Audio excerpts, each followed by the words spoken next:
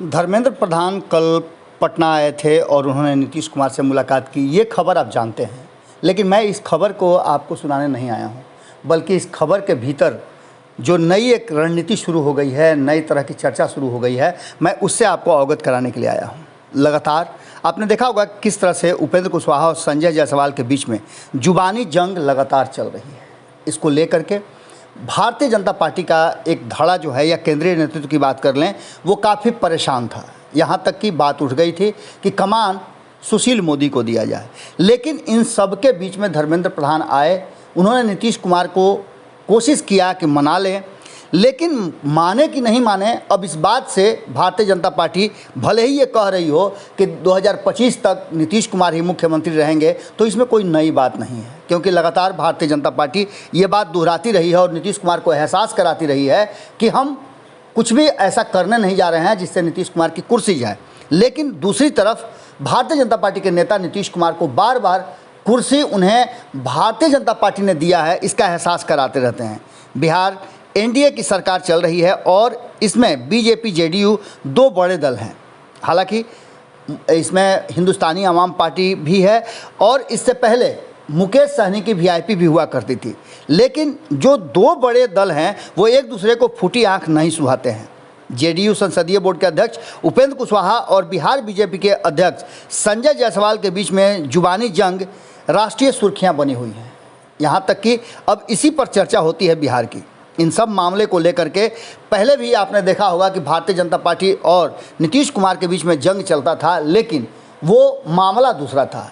ये 2013 से लेकर के 2017 के बीच की बात है।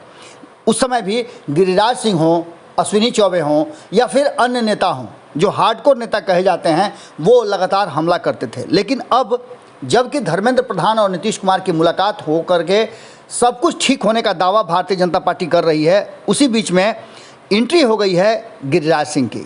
गिरिराज सिंह यूनियन मिनिस्टर हैं और उन्होंने पूछा है और जवाब तलब किया है कि नीतीश कुमार का नाम लेते हुए उन्होंने कहा है कि सब कुछ ठीक ठाक चल रहा है। गिरिराज सिंह किसी भी सवाल का जवाब काफ़ी विस्तार से देते हैं और अनुमान लगाया जाता है कि वो पार्टी नेतृत्व की बयानबाजी से बचने की सलाह दे रहे हैं। इन सब के बीच में आपको बता दें कि बिहार एनडीए में संजय जायसवाल उपेंद्र कुशवाहा के बीच के जंग को समाप्त करने के लिए जहां धर्मेंद्र प्रधान आए, वहीं अब गिरिराज सिंह की एंट्री हो गई है। केंद्रीय मंत्री गिरिराज सिंह के सवाल पूछा है कि क्या मुख्यमंत्री नीतीश कुमार से बात कर ली गई है? जो लोग भी बयान दे रहे हैं वो क्या उनसे पूछ करके बयान दे रहे हैं? इन सारी बातों को लेकर के गिरिराज सिंह ने ज़बरदस्त ढंग से अब भारतीय जनता पार्टी और जदयू के संबंधों पर अपनी बात रखी है।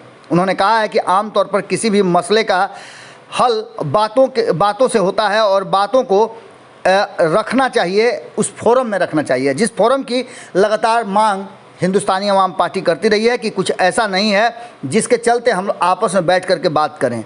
गठबंधन को ठीक ढंग से चलाने के लिए नेतृत्व की ओर से कुछ गाइडलाइन आई होगी जिसको लेकर के उस पर बात करनी चाहिए। गिरिराज सिंह कुछ नहीं बोलना पसंद करते हैं इन सब मामलों पर और वर्तमान परिस्थिति पर तो बिल्कुल नहीं बोलना चाहते हैं। वहीं उन्होंने एक बात जरूर छेड़ दिया और कई बार उन्होंने छेड़ा है कि जातीय जनगणना कराने वाले जो एजेंसी है, जो लोग हैं जिसकी वकालत कर रहे हैं, वो इस बात का भी ध्यान रखें कि जाति आधारित जनगणना के जो रास्ते हैं उसमें इस बात का ध्यान रखा जाए कि इसके तहत मुसलमानों के बीच जाति भेद को ध्यान में रखना चाहिए और इसमें ये भी बात सोचना चाहिए कि बांग्लादेशी घुसपैठिया शामिल न हो जाएं।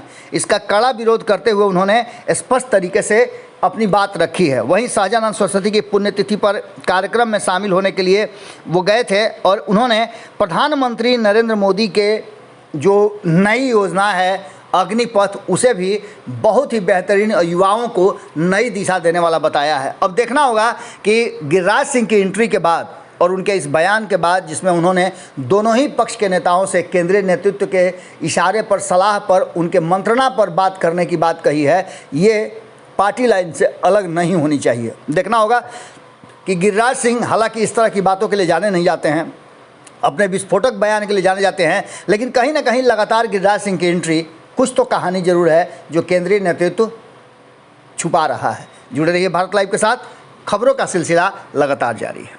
अगर ये वीडियो पसंद आई और वह बिहार के राजनीति और बिहारियत से सरोकार रखेनी तो सब्सक्राइब बटन दबा के चैनल के सब्सक्राइब कर ली। ओजे एगो घंटी बा, ओकरा बटन दबा देला से कुल सटीक और मारक खबर रुआ मुफ्त में मिल जाई। अगर रुआ पत्रकारिता के हमनी के नया प्रयोग में सहयोग कर चाहतानी तो ज्वाइन बटन दबा दी।